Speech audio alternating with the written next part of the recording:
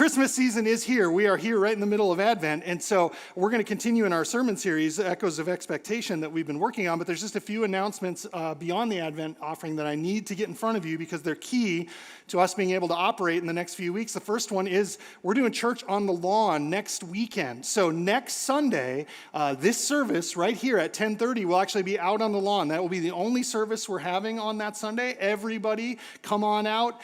There's no Sunday school available, so it's you bring your kids. It's going to be fun. It's going to be casual. It should be great. You need to bring blankets, chairs, whatever you need to be comfortable out there because we aren't going to have seating. And one of the main reasons that we're wanting to, well, there's a couple. Number one, I love when we do services on the lawn. In the last number of years, we've only been doing them on Good Friday. And so this is an opportunity to do another one of those services, which I'm excited about.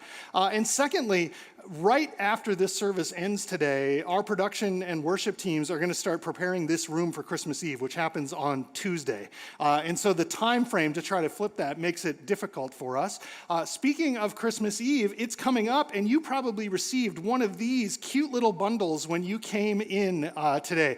These are information cards about our Christmas Eve services, which are coming up Tuesday, December 24th, 3 services, 2 p.m., 3:30 p.m., and 5 p.m. right here in this room. And there's a number of these cards here, and if you can see, I didn't get to do this at the first service because I didn't want to unbundle them, but they come apart so that you can take the top one. I feel like you guys, is he seriously doing this? Yes, you put it on your fridge, just like that. And then you still have, look at all these, and you can just like throw those, oh, sorry, I almost took out that lady's eye, I'll stop now.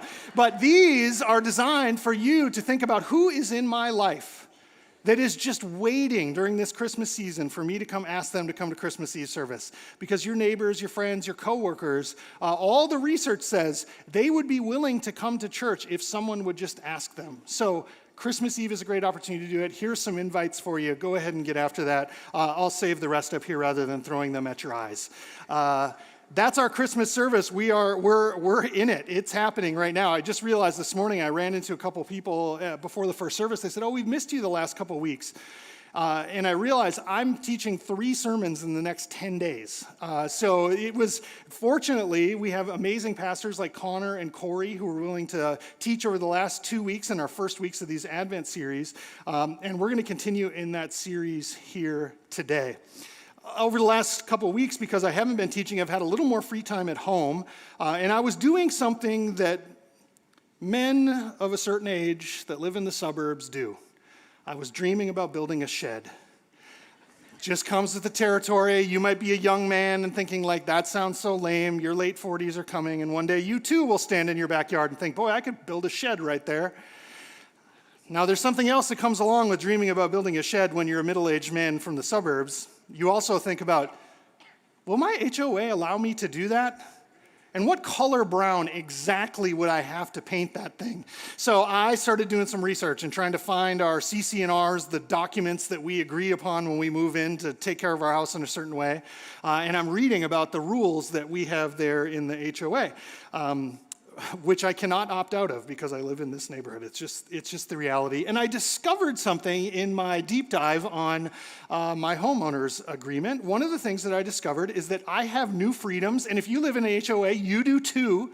They were just given to you this year, and I can't wait to tell you about the good blessing that has been brought into your life. You probably already know that on April 16th of 2024, the Arizona State Legislature and the governor signed into law Senate Bill 1016. And you say, oh, of course, Senate Bill 1016. Good old Senate Bill 1016. Thank you for not shouting out what it means to preserve the surprise for everyone. Here's what Senate Bill 1016 says and has given you as freedom in your life. The law has now passed in the state of Arizona that says an HOA must not prohibit the outdoor display of these certain flags. Number 1, the American flag, Northern Armed Services flag. They can't stop you. Number 2, a POW or MIA flag. Can't stop you. An Arizona state flag. Can't stop you. The Arizona Indian Nations flag, I think it's 27 different tribes have tribal flags that you can This is where during the first service I realized my North Dakota is coming out real hard because I keep saying the word flag, flag, flag, flag, flag. My kids are going like, this guy.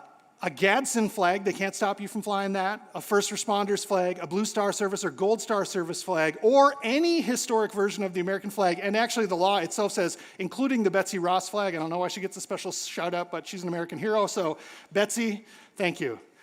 You now have freedom to fly any of these flags over your house. Now here, yes, yeah, I can tell you're excited. I understand the irony that I discovered that I have freedom to fly this flag while I'm trying to decide, will they let me build a shed and what color can I paint it? That's just the welcome to America. Life, liberty, and the pursuit of restrictive covenants. Now you might be looking at this list and go, oh, those are really good lists. I will be honest. The one that stuck out to me just because of the name, and I thought, I bet people don't even know what that is the Gadsden flag. Now some of you are going, oh, I know what it is. Flies over my house, high and proud. This is what the Gadsden flag looks like. You're probably familiar with it if you've seen it. It's this striking yellow color. It's a coiled rattlesnake, and it says underneath it, boldly, "Don't tread on me." And if you do a search on the Gadsden flag, here's what it says. The flag has been described as the most popular symbol of the American Revolution. Its design proclaims an assertive wording of vigilance and willingness to act in defense against coercion. This has led it to be associated with ideas of individualism and liberty. And the idea, you might go like, why the rattlesnake? Well, you're in Arizona, you should know this. Rattlesnakes seem docile and controllable until you step on it or tread on it, and then it's gonna bite you in the ankle real hard. And the Gadsden flag is an old American flag. It actually predates the Declaration of Independence. This was some of the earliest symbology that Americans used to say, we will not stand again with tyranny over us, and you have the freedom to fly it over your house. It just addresses the fact that we have an inherent American distaste of kings. Like it's in our core DNA who we are as Americans. Before we even had a nation, we had a flag that represented, don't you dare tell me what to do. It's just part of who we are. And you might even say it's part of the best part of who we are, and I might even agree with you, but we're gonna talk about it a little bit today. Here's an example. My old friend Benny Franks, he said, and this was surprising to me, and it might surprise you too, he said, monarchy is the best form of government if you're a king. Last part is probably pretty key to his statement. Monarchy is the best form of government if you're a king, which kind of implies, and if you're anyone else, it ain't so great. And Benjamin Franklin helped form our nation and led those convictions in front of him. Abraham Lincoln, some 100 years later, said this: kings have always been involving and impoverishing their people in wars, pretending generally, if not always, that the good of the people was the object. Right? Like we have in our DNA as American people just a distrust at the core level of kings, monarchies, rulers, anyone who should have authority over us. It's part of who we are. Now here's the thing that we're going to talk about today is that an issue or not? And I would say that there is a problem with our problem with kings. And it's not because we're Americans, because that part of us has this distrust. It's the fact that we're Christians. And our problem with kings that is bred into us in our culture comes right up against with a problem with our problem with kings in our Christianity that we have to address as we head into the Christmas season. Because one of the things we're going to be talking about is the coming of a king. Here's what Revelation says when Jesus returns at the end to set all things right. When he rides into battle on the back of a horse, ready to bring victory and restoration to the entire world, it says that on his robe and on his thigh he has a name written, King of Kings and Lord of Lords. How do we deal with the fact that in our very cultural makeup as people, we have a distrust of kings, and yet the good news that the Bible brings to us is don't worry, someday a king will come and he will rule over you. In fact, he'll be the kingiest king that ever kinged. We got to wrestle with it. I think we got to talk about it, and we got to confront some things that I think we hold naturally and how it is going to address how we think about Jesus and his rule and his reign. This is a quote from Abraham Kuyper. Abraham Kuyper was the prime minister of the Netherlands in the late 19th century, and he was a theologian. He's one of those unique guys who both was a committed Christian thinker and became the highest office holder in his nation. And this is what he says: Jesus is not merely king of the church, but also king of the world, reigning over every sphere of life. And it is our calling to make his reign visible in every aspect of human culture. Jesus is not just the king of Christians. Jesus is not just the king of churches who may or may not be filled with people who are actual Christians. Jesus is not just the king over God's people through history. Jesus is the king of the entire world. Jesus was king before the world existed, and he will be king long after this world is made new in his likeness. That's our king. He's not just relegated to religious rule. He has supreme rule over all things, all people, all places, all hearts, all of creation. That's our king. So what does that mean for a people who have an inherent distrust of kings? Can we really appreciate what he brings to the table when he comes if we don't confront this issue? Well, we're going to talk about it today and hopefully get to a place where we can look at it, because this is what the Christmas story says to us. We read this section of the scriptures almost every Christmas season. It's a prophecy from the book of Isaiah in which the prophet Isaiah says to God's people, "For unto us a child is born, and unto us a son is given. Of the increase of his government." I just want to pause there for a second. Many times when you see the Gadsden flag flying over someone's house or on the back of their truck or whatever it is, I can almost guarantee when you talk to that person, they're going to say, "I have an inherent distrust of government." How do we deal with the fact that Jesus, when he's prophesied, is said that he will bring a government of which there will be an increase, and of peace there will be no end? Because on the throne of David and over his kingdom he will rule, and he will establish it and uphold it with justice and righteousness from this time forth and forevermore. The promise that the prophets bring to the people of God is, someday I will send you a king that will only get more and more powerful as he rules, and he will bring with him righteousness and peace and justice.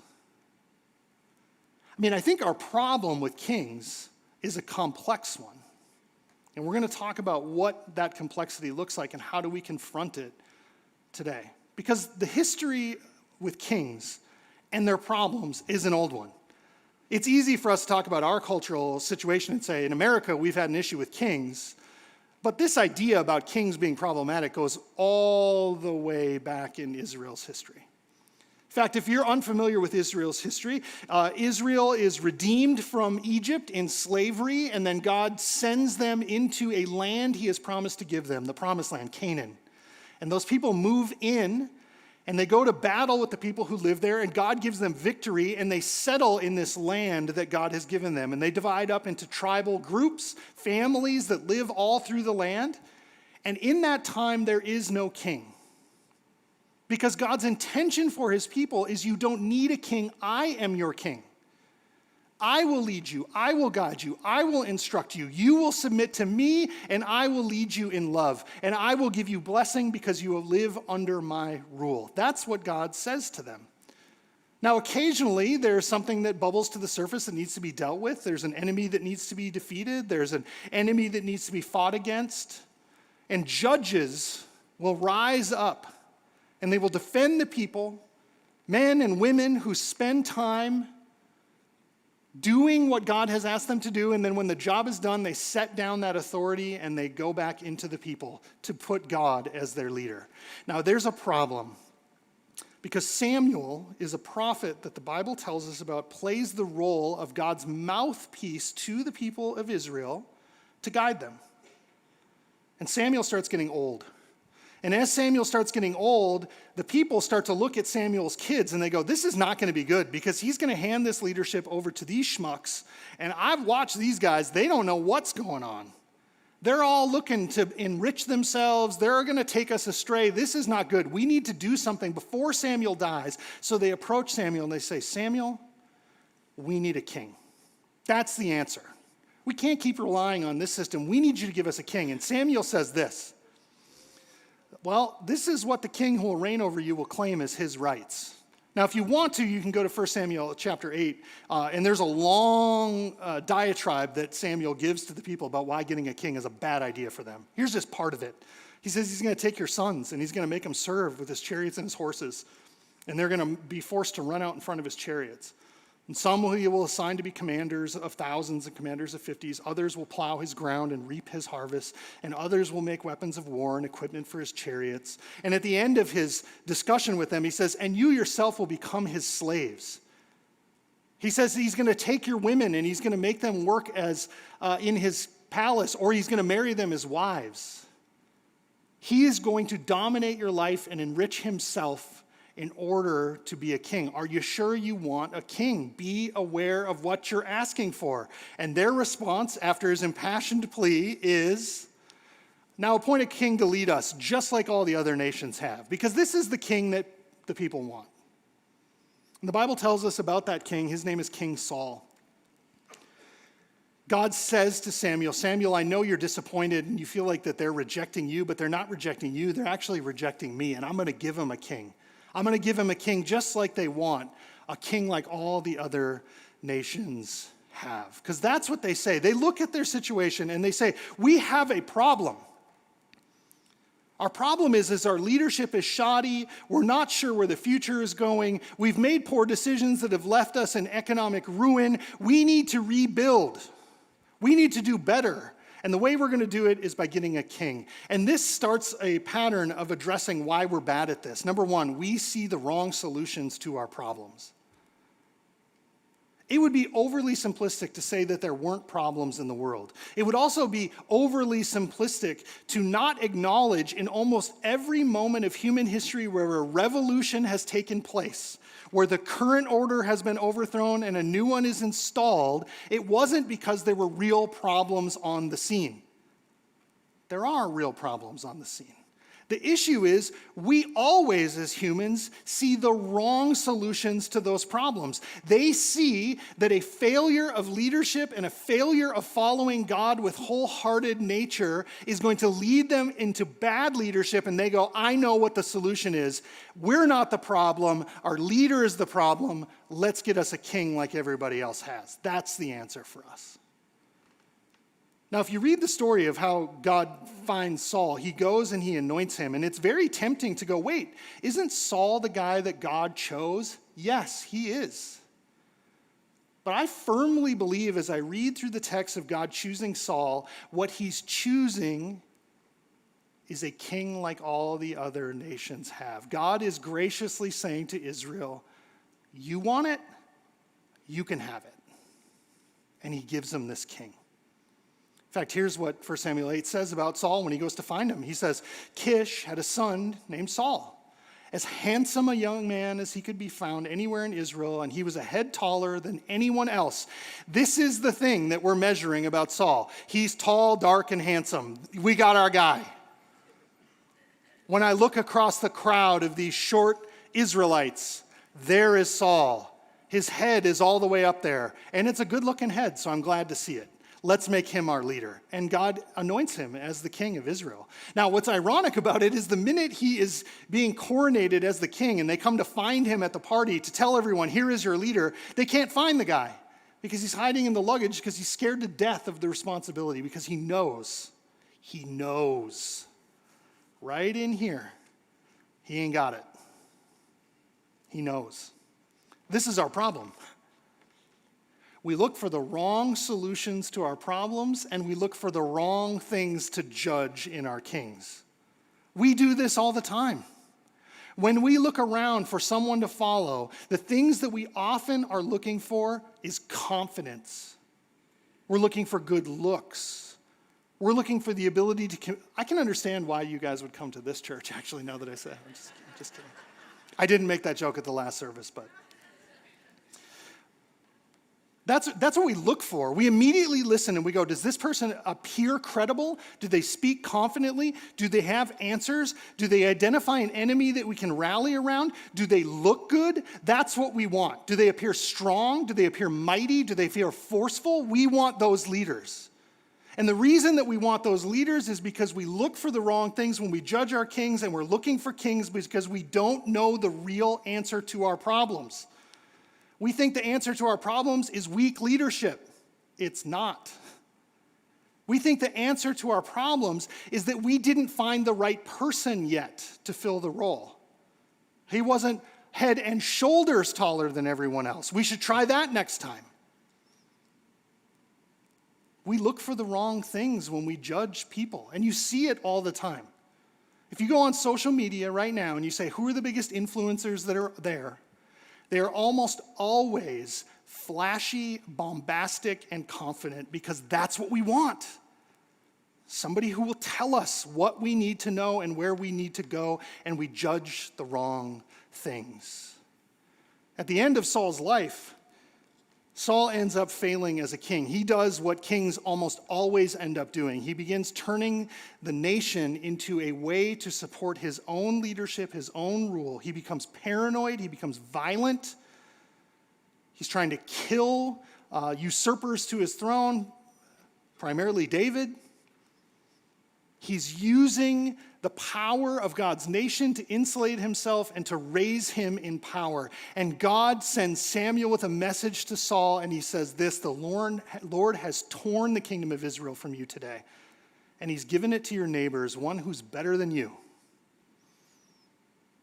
That's got to be a hard message to hear at the end of your reign, especially if you're insecure about it.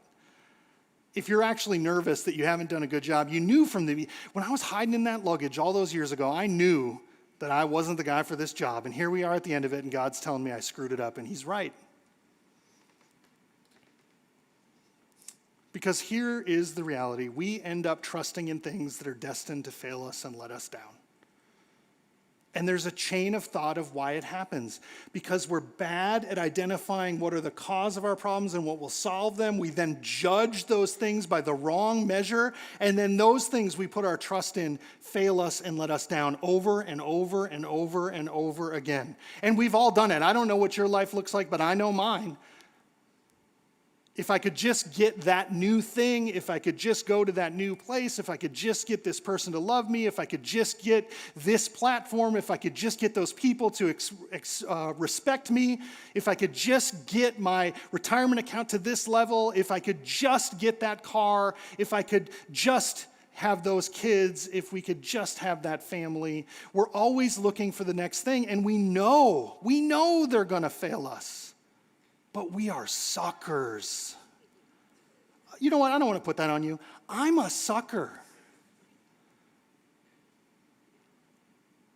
I don't know if the Peanuts cartoons are popular. Actually, I do know they're not popular anymore. I'm an old soul, and so I grew up with Charlie Brown and Lucy, and I loved all that stuff. And there's a thing that happens in Charlie Brown cartoons all the time, in which Lucy regularly, who's Charlie Brown's neighborhood schoolmate, who's a real bully, she will tell Charlie, hey, Charlie, I'm going to have you. You ever said Charlie without the Brown? It really sounds weird when you keep saying that. Even Charlie doesn't refer to himself just as Charlie. Anyway, Lucy, she says, I'm going to help you kick this football. And so she says she's going to hold it for him. And then Charlie Brown backs up, and he's going to give this thing a real wallop. And he comes running across, and he goes to kick it. And Lucy pulls the football out in front of him, and he falls down. Now, here's the thing. I actually think Lucy is fairly kind because she's very consistent. She never lets Charlie kick that football. If she was really diabolical, like every fourth or fifth time, she'd let him kick it. She'd keep the hope alive, but she doesn't. She pulls it out in front of him every time. And when you read it, you think to yourself, how much of a sad sack is old Charlie Brown that he can't see how obvious this is, that he's getting the wool pulled over on his eyes again by Lucy.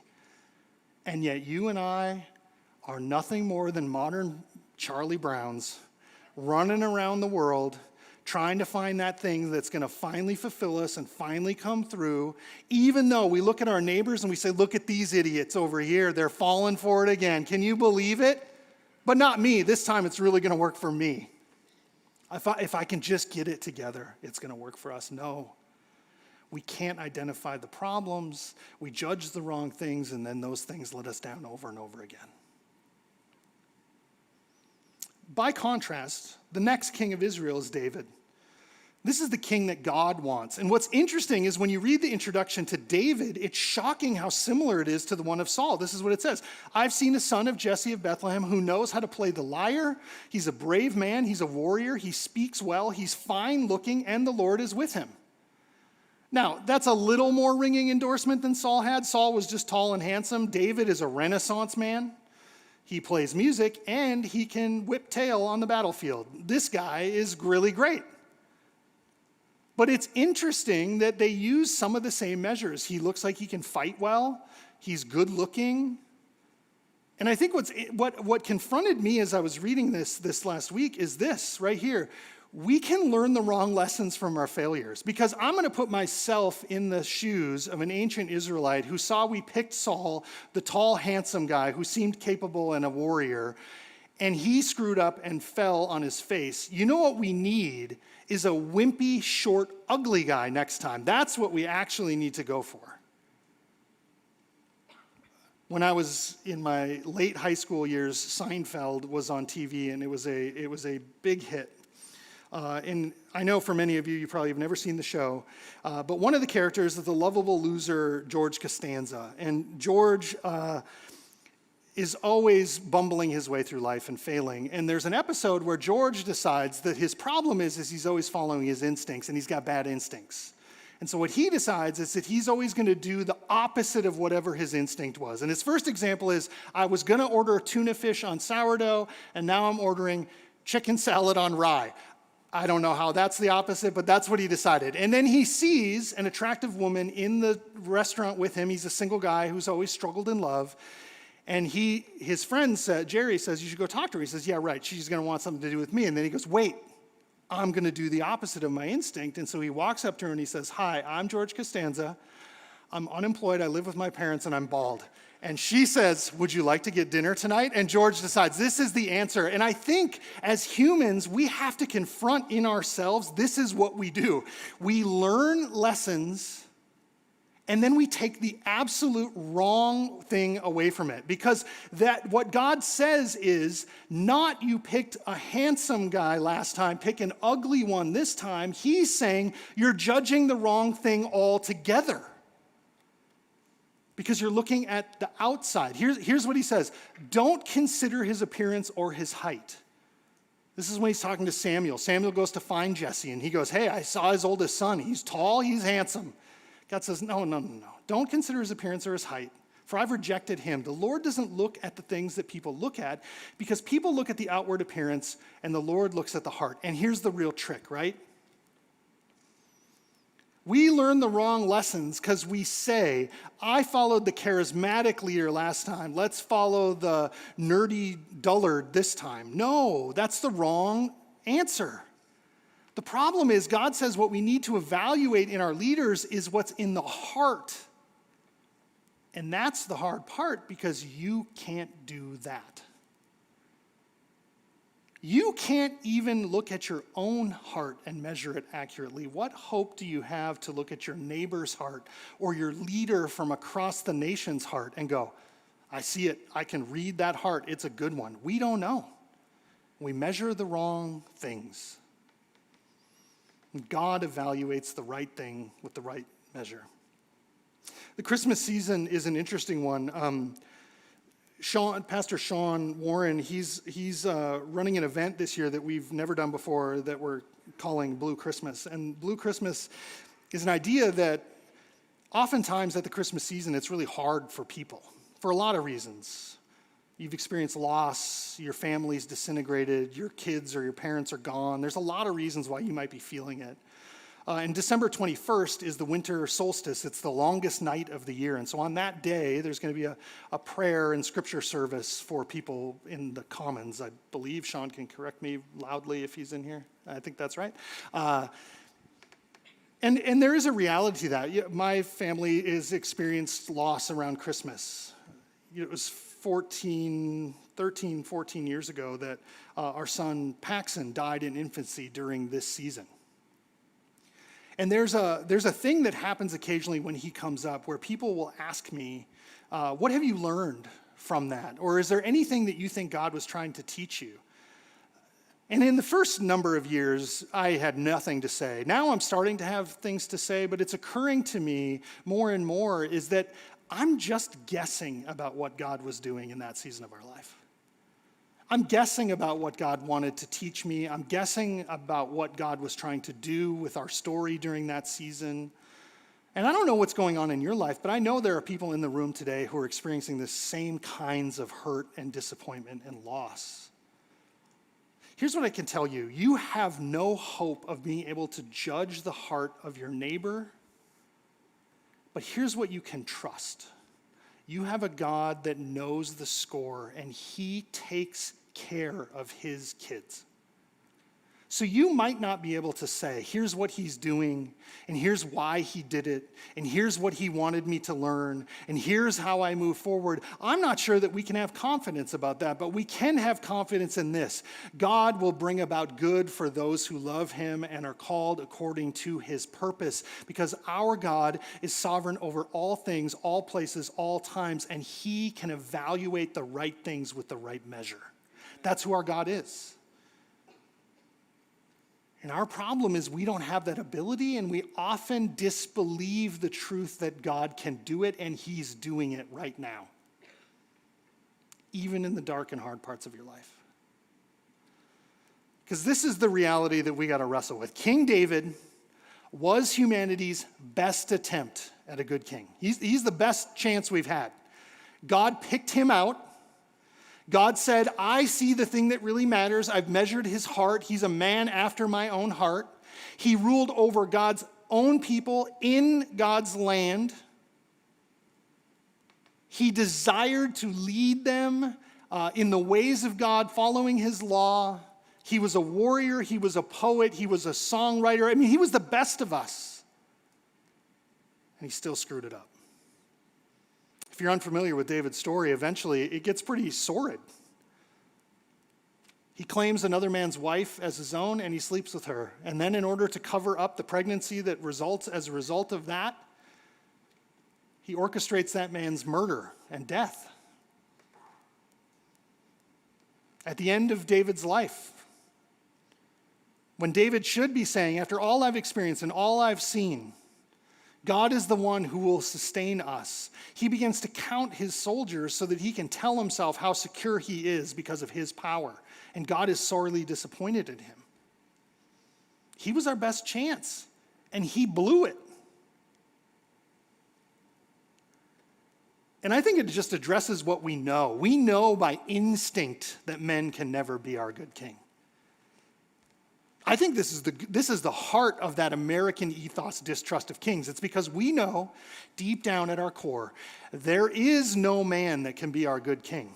This is the way the book of Romans says it. Paul writes to the church in Rome and he says, for all have sinned and fallen short of the glory of God. And maybe you've never heard of Romans. Maybe you're new to church. Here's what the scriptures say.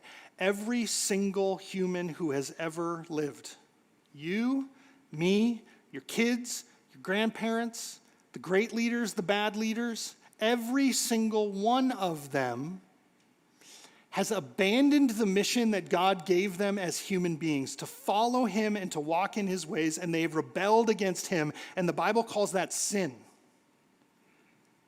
And Paul sums that whole history of humanity up in this line. Every single person has sinned and fallen short of the glory of God, and we know it in our gut when we say, I don't think I can trust a king. You're darn right you can't, because they are all in the same bad conundrum. They have fallen short of the glory of God. They have sinned, they have rebelled, and they have turned against the God who makes all things right. We know it at our core. The scripture attests to it. It is true. There is no man that will be our good king. And that's when we get to Christmas. Here's what David says at the end of his days. I love this photo. I think it's a photograph. And I don't even know where it comes from, but I've used it multiple times when you talk about the end of David's life, because this is supposed to be David at the end of his days. He's an old man. And he gathers his boys around. And this is what he says to them. I'm about to go the way of all the earth. I told you he was a poet and a songwriter.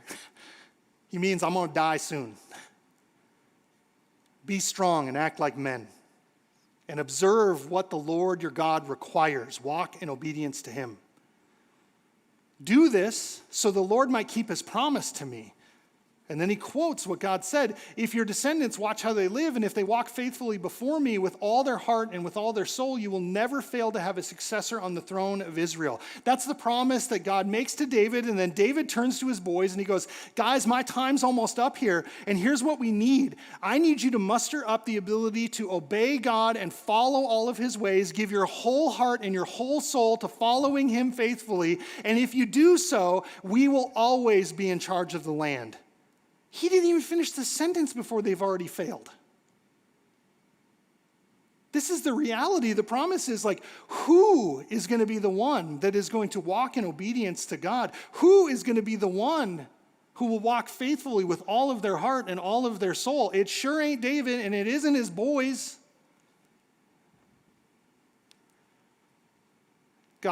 David's referring to a moment in 2 Samuel chapter 7 where God comes to David and he gives him a prophecy, a promise. He says this, when your days are over and when you rest with your ancestors, I will raise up your offspring to succeed you and your flesh and blood, and I will establish his kingdom. He is the one who will build a house for my name, and I will establish the throne of his kingdom forever, and I will be his father, and he will be my son. Your house and your kingdom will endure forever before me. Your throne I will establish forever. Now, David's successor, King Solomon, said, I'm going to do it. In fact, he builds a temple because of this prophecy. He builds a temple in Jerusalem, and he says, look, I built the house that God said that would be built. The problem is Solomon fails, and eventually his sons succeed him, and the nation is torn apart, and eventually doesn't exist at all. So what do we do with this? This is what Thomas Aquinas says about this situation. The human king, however great, is still bound by sin and finite understanding. Only the divine king is incorruptible and just in all things. This is what we know instinctively deep inside. The human, no matter how great, is bound by sin and finite understanding. What we actually need is a divine king, because he's the only one who can bring a just rule. And that's the promise that God really makes to David. He says this, I will raise up for David, this is in Jeremiah, as the prophet is talking to the nation of Israel, he says, I will raise up for David a righteous branch, and he shall reign as king and deal wisely and shall execute justice and righteousness in the land. Isn't this what we want from our rulers? We want somebody in charge who will deal wisely with us and the world. We want someone in charge who will execute justice. We want someone in charge who will be righteous and bring righteousness to the land. Here's the problem. We tried every option out there and we keep coming up short. But just like Charlie Brown, we're like, no, we just picked the wrong guy. This one will do it. Line it up for me. I'm going to get a good kick on this one. This is the promise. And this is the joy of Christmas, because God brings the good king that we've all wanted and that could not come from within us but had to come from him. That's what this moment is about. That's what Christmas is about. It's when we get in the quiet moments of Christmas Eve and we recite the words of the wise men who come to find Jesus when they say, where is the one who has been born King of the Jews? We saw his star when it rose, and we've come to worship him. This is the confrontation that we have. We live in a world that doesn't trust kings, and rightfully so, because they always let us down. And Christmas time invites us as Christians to celebrate the king that we could have never hoped to produce ourselves. His name is Jesus, and he's bringing his good kingdom that will reign forever and ever, and that is worth celebrating. That's worth putting Christmas lights on your house about. That's worth having a good old party, because the good king is coming. Let's pray that we can get ready for this week. God, we thank you so much for this opportunity that we have to celebrate another Christmas season together as a church. God, your goodness overwhelms us. Your kindness in promising and fulfilling your promise to give us a good king is something that we remember and celebrate here at Christmas time. And I know that our Christmas season can be filled with all kinds of pressures. Consumeristic pressures, performance pressures, hosting pressures. Tension can exist in our families during this time. God, I pray that we would be able to put those things aside and really focus on the joy that Christmas is, the coming of the promised good king who will rule over all things forever. God, we love him. We pray this in his name. Amen.